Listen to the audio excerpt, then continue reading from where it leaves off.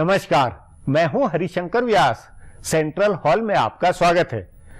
नीतीश कुमार बहुत तेज में है, आत्मविश्वास में है। ये माने बैठे हैं कि वे अखिल भारतीय राजनीति में नरेंद्र मोदी से मुकाबला करने वाले नंबर 1 महानायक होंगे। वे नरेंद्र मोदी से मुकाबला करते दिखलाई देंगे, न कि राहुल गांधी।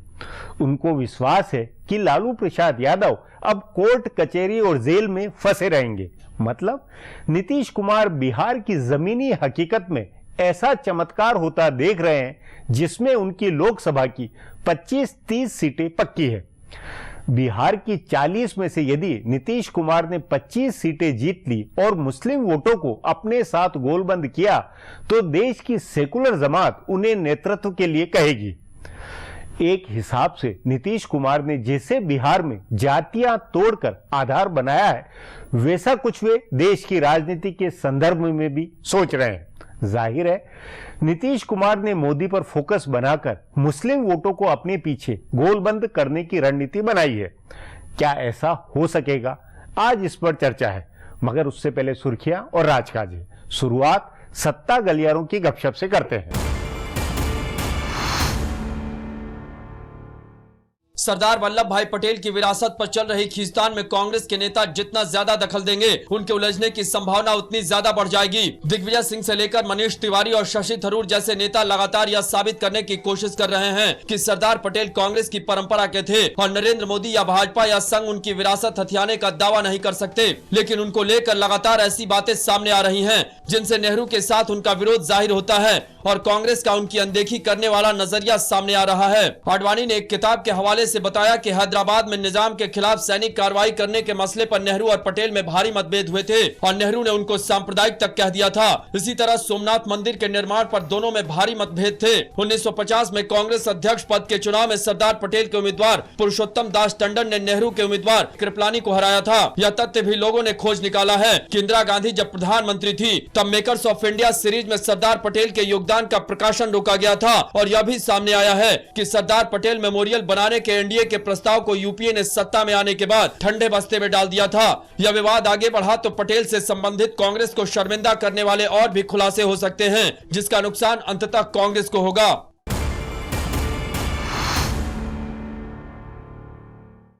कांग्रेस उपाध्यक्ष राहुल गांधी का फोकस इन दिनों दलितों पर है। उनकी कोर टीम के सदस्यों का मानना है कि सोनिया और राहुल गांधी की पहल पर खाद्य सुरक्षा कानून लागू हो गया है। आदिवासियों के लिए लड़ने का वादा राहुल गांधी ने पहले किया था और ओडिशा में इसका असर दिखा है। आदिवासी जिन परियोजनाओं का विरोध कर रहे थे उन्हें बंद कर दिया गया है। इसके अलावा वन अधिकार बिल भी पास हो गया है। अल्पसंख्यकों के लिए सरकार सांप्रदायिक और लक्षित हिंसा विरोधी बिल लाने की तैयारी कर रही है। इसे संसद के अगले सत्र में पेश किया जाएगा। सो अब सारा फोकस दलित वोटों पर है। राहुल गांधी ने पिछले दिनों कहा कि दलित का नेतृत्व अकेले मायावती ने कब्जा कर लिया है और वो दलित नेताओं को आगे नहीं बढ़ने दे रही हैं। उन्होंने आंध्र प्रदेश कैडर के पूर्व आईएएस अधिकारी के राजू को कांग्रेस के दलित प्रकोष्ठ का काम सौंपा है। उन्होंने वीआरएस ले लिया है, लेकिन उससे पहले वो सोनिया गांधी के एनएससी में सदस्य थे। राजू कांग्रेस पार्टी और राहुल गांधी के विजन के मुताबिक दलित एजेंडा बनाने में लगे हैं। उनके साथ एनएससी में रही अरुणा राय की करीबी सहयोगी और मजदूर किसान शक्ति संगठन से जुड़ी रुचि गुप्ता को भी इसमें सदस्य बनाया गया है। इनके अलावा एक और पूर्व आईएएस अधिकारी जयदीप कालिया को भी इसमें शामिल किया गया है। दलित सामाजिक कार्यकर्ता प्रसाद सिरिवेला, यूथ कांग्रेस से जुड़े क्रिस्टोफर तिलक और कर्नाटक के दिग्गज दलित नेता बी शंकरानंद के पोते चंद्रेशन को भी इस कमेटी में शामिल किया गया है।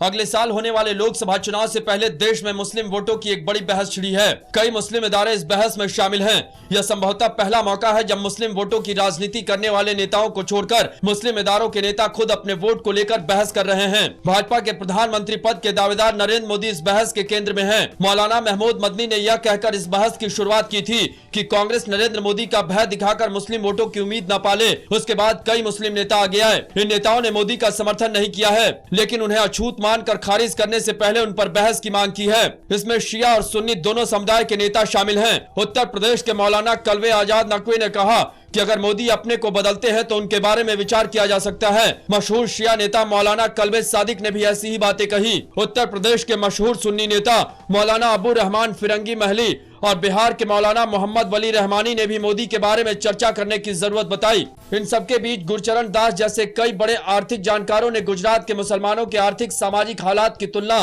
देश के दूसरे हिस्सों के मुसलमानों से की। इसके आंकड़े चौंकाने वाले हैं। पिछले 10 साल में गुजरात के मुसलमानों में गरीबी घटने और विकास की रफ्तार देश के 1-2 राज्यों को छोड़कर बाकी सबसे ऊपर है। अगर राज्यों के चुनाव में भाजपा का प्रदर्शन अच्छा होता है तो यह बहस और आगे बढ़ेगी।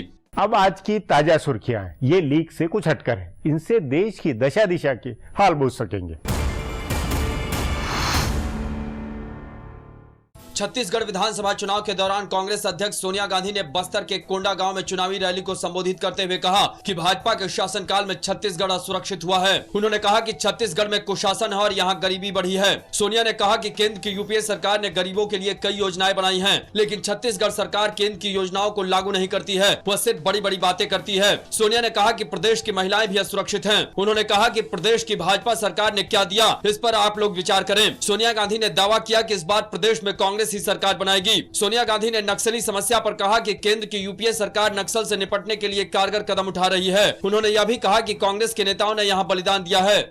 गुजरात के मुख्यमंत्री व भाजपा के पीएम पद के दावेदार नरेंद्र मोदी ने आज चुनावी रैली के दौरान कांग्रेस पर जमकर निशाना साधा। मोदी ने छत्तीसगढ़ के मुख्यमंत्री रमन सिंह की तारीफ करते हुए कहा कि अगर यहां 10 साल से रमन सिंह मुख्यमंत्री न होते तो कांग्रेस इस प्रदेश को लूट लेती और यहां कुछ भी नहीं बचता, यहां 1 किलो कोयला भी नहीं बचता और इस 10 साल में छत्तीसगढ़ तबाह हो जाता। मोदी ने झारखंड और उत्तराखंड का उदाहरण देते हुए कहा कि ये दोनों राज्य बनने के बाद लगातार पिछड़ते चले गए, लेकिन छत्तीसगढ़ बनने के बाद यहाँ लगातार विकास हो रहा है। उन्होंने कहा कि छत्तीसगढ़ इसलिए विकास कर रहा है क्योंकि यहाँ के लोगों का भरोसा रमन सिंह पर है और इसी भरोसे ने रंग लाया है। नरेंद्र मोदी ने यह भी कहा कि छत्तीसगढ़ विकास के मामले में गुजरात से भी आगे निकल जाएगा, यह मेरे लिए गर्व की बात है। मोदी ने इस सभा में बिहार के मुख्यमंत्री नीतीश कुमार की आलोचना करते हुए कहा कि पटना में उनकी रैली के दौरान सिलसिलेवार बम धमाकों में लापरवाही के जिम्मेदार लोगों की जांच का आदेश देने से मना कर वे अहंकार दिखा रहे हैं।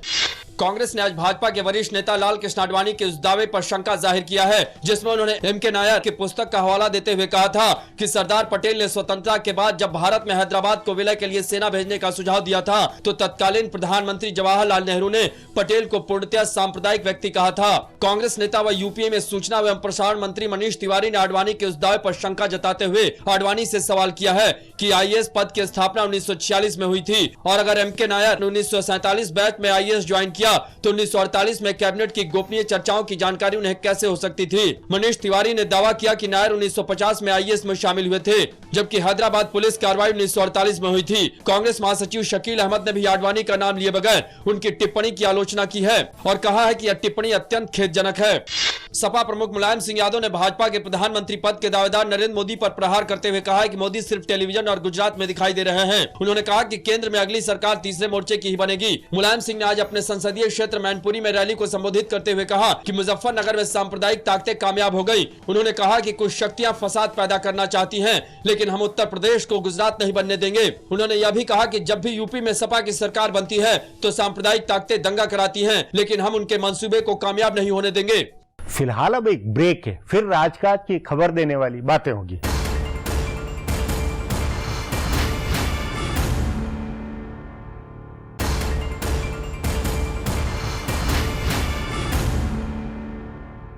ब्रेक के बाद आपका स्वागत है। हाशिए में इधर उधर कई बातें वह घटनाएं दबी हुई होती है, इनका खासा राजनीतिक अर्थ होता है। उन्हीं में से पेश है राजकाज की कुछ बातें।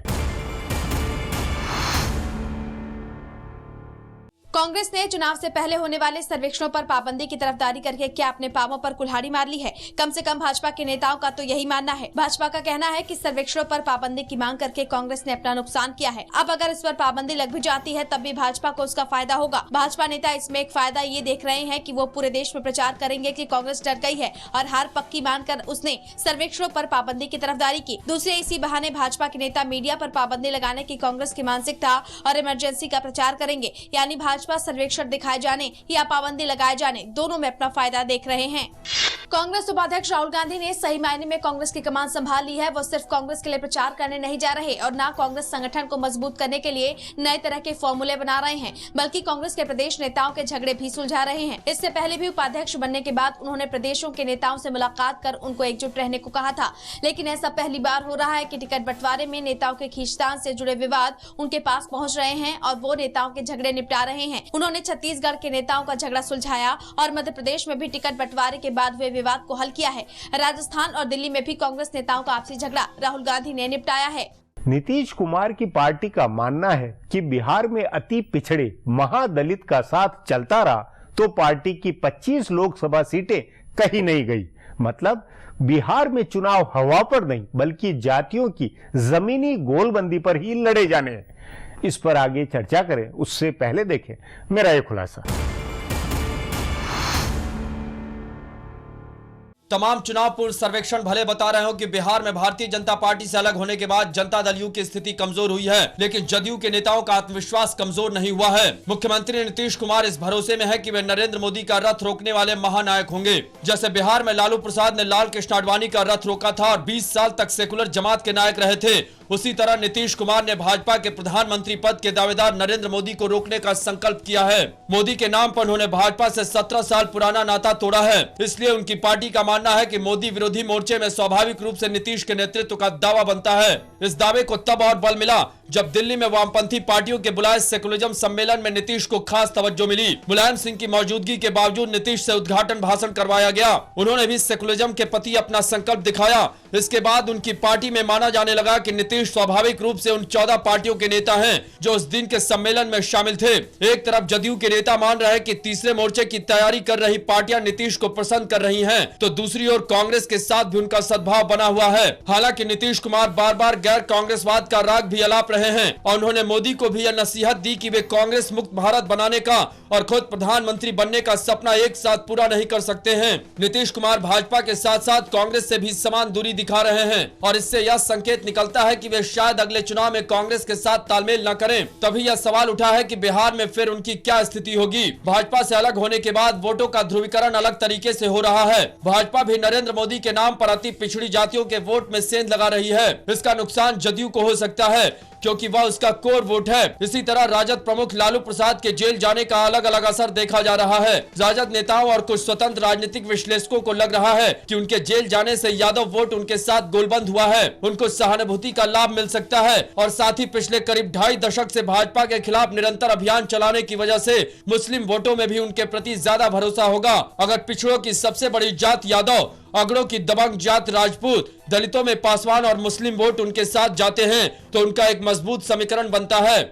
इसके बावजूद जदयू के नेता इस भरोसे में हैं कि उनका अति पिछड़ा और महादलित का वोट बैंक एकजुट है और नरेंद्र मोदी को रोकने के नीतीश कुमार के संकल्प से मुसलमान वोट भी उनके साथ आएंगे और इससे वे 25 से 28 सीटें जीत सकते हैं। अगर ऐसा हुआ तो नीतीश सचमुच सेकुलर जमात के महानायक बन सकते हैं। अब एक ब्रेक है, उसके बाद नीतीश कुमार की राजनीति पर चर्चा करेंगे।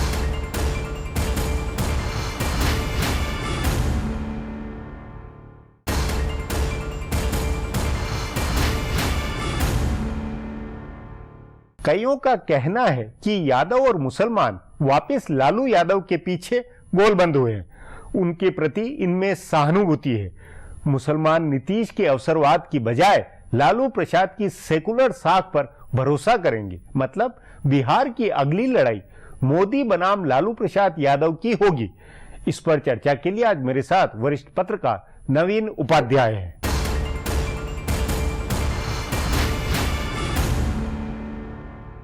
नवीन जी, पटना में नरेंद्र मोदी की सभा बहुत भारी हिट थी, लेकिन आश्चर्यजनक रूप से नीतीश कुमार बहुत आक्रामक है। नीतीश कुमार बहुत आत्मविश्वास में है। उन्होंने राजगीर में फिर दिल्ली आकर सेकुलर जमात के सम्मेलन में एक तरह से नरेंद्र मोदी को चुनौती दी। वो पटना की रैली से घबराए नहीं, उल्टे उनका कॉन्फिडेंस बढ़ा है। ये क्या मामला है?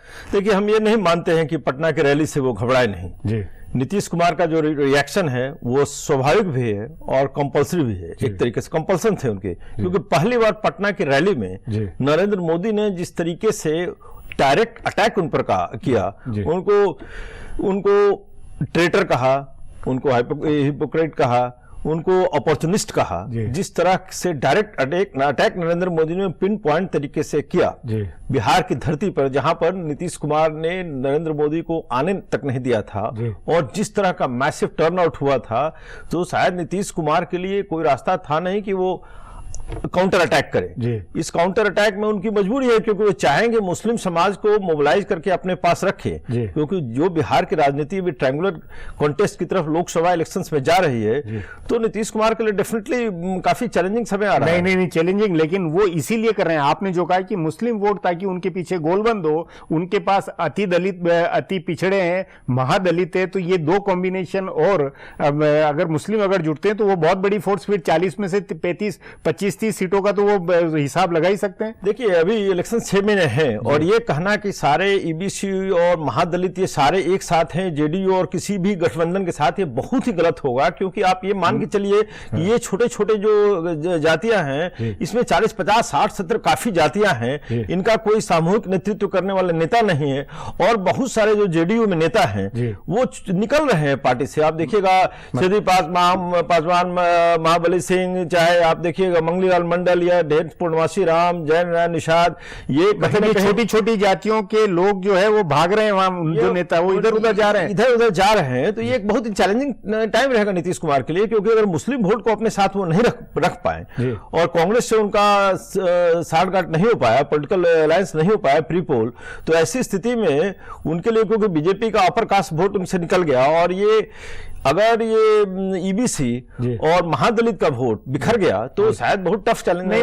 बिखर गया ये नहीं, वो तो ये मान रहे हैं कि ये मेरे साथ है, और इसके साथ मुस्लिम का 100% मेरे साथ इसलिए जुड़ेगा क्योंकि लालू प्रसाद यादव जेल में रहेंगे, वो कुछ कर नहीं सकते। क्या आपका मानना लालू प्रसाद यादव फोर्स नहीं है? अब नहीं मानते हैं, लालू प्रसाद फोर्स है, और लालू प्रसाद पार्लियामेंट्री इलेक्शंस में फोर्स रहेंगे, क्योंकि जो रहेंगे, आपके हिसाब से बीजेपी या नरेंद्र मोदी की लड़ाई किससे ज्यादा होती हुई लग रही?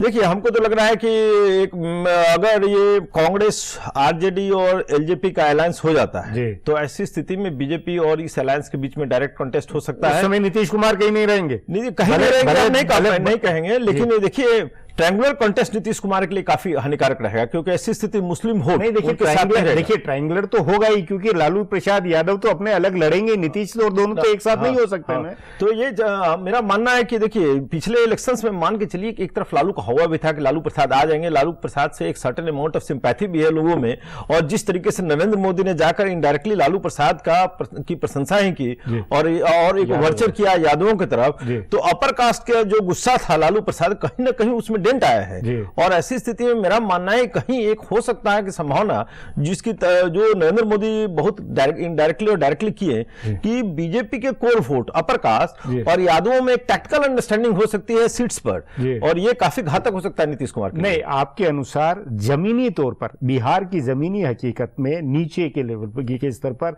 लालू प्रसाद यादव का जो आधार है, यादव और मुस्लिम, वो आधार पक्का है, या नीतीश कुमार का सचमुच में नीचे जमीनी जोड़ तोड़ अभी भी वैसे ही हिसाब? क्योंकि नीतीश कुमार इस मामले में हिसाब पूरा एक इंजीनियरिंग, जो वोट की इंजीनियरिंग पूरी कायदे से करते हैं नीतीश कुमार। देखिए, नीतीश कुमार काफी इंटेलिजेंट आदमी है, नो डाउट, लेकिन एक चीज को समझना पड़ेगा कि लालू प्रसाद का जो वोट बैंक है वो दो कास्ट के हैं, और वो काफी डोमिनेंट कास्ट है, यादव डोमिनेंट है और मुस्लिम्स काफी संख्या में है, लेकिन नीतीश कुमार के साथ काफी जातियों का एक कुनबा है, और उतने लोगों को एक साथ रखना काफी चैलेंजिंग टास्क हो सकता है। ऐसी स्थिति में कि बहुत सारे लीडर्स जो हैं नेचुरली उनके पास जो लोग आए हैं वो भी आरजेडी से आए हैं, वो पार्लियामेंट्री इलेक्शंस में वो अपना देख रहे हैं कि क्या वो पार्लियामेंट्री इलेक्शंस में उनको सीट मिलेगा नहीं मिलेगा। काफी लोग खफा भी हैं डिफरेंट रीजनों से, वो आरजेडी में जाना चाहेंगे, बीजेपी में जाना चाहेंगे। ऐसी स्थिति में जो एक समीकरण बन रहा है बिहार में, जो पॉलिटिकल परिदृश्य दिखाई दे रहा है, वो काफी हमारे लिए, हमारे अनुसार वो चैलेंजिंग होते जा रहा है नीतीश कुमार। नीतीश कुमार आपके अनुसार क्यों इतने आत्मविश्वास में बिहार की राजनीति छोड़कर राष्ट्रीय राजनीति और उसके आइकॉन बनने की कोशिश में? देखिए, आप मान के चलिए कि ये बहुत सारे रीजनल प्लेयर्स जो हैं अपने आप को सेकुलरिज्म के नाम पर साथ साथ रखना चाहते हैं, कहीं ना कहीं एक वो पोस्ट इलेक्शंस की अर्थमेटिक्स को भी देख रहे हैं, और at the same time larger एक इंप्रेशन देना चाहते हैं मुस्लिम्स को कि बियॉन्ड कांग्रेस भी आपका कोई देखभाल, पैट्रोनेज और आपके वेलफेयर के लिए सोचने वाला है जी। तो ऐसे केवल वो लोग केवल कांग्रेस पर डिपेंडेंट नहीं रहे। ये एक उनके टैक्टिकल सोच समझ है। ये जो लेफ्ट एंड डिफरेंट जो 10-12 पार्टियां हैं वो चाहते हैं कि मुस्लिम्स केवल उसकी मुस्लिम को लेकर ध्यान में ये एक ऐसे भरोसा देने के लिए ये बनाया यस, और मुस्लिम को कंपल्सन नहीं रहे कि केवल कांग्रेस के साथ रहे। उसको ये लगे कि काफी पार्टियां हैं और ये लोग हमको एक अल्टरनेटिव दे सकते हैं। जी नवीन जी, बातचीत को यहीं समाप्त करेंगे। प्रोग्राम में आने के लिए बहुत बहुत धन्यवाद। हमारा प्रोग्राम अब यहीं खत्म होता है, मुझे इजाजत दीजिए। कल फिर मिलेंगे इसी चैनल पर इसी समय।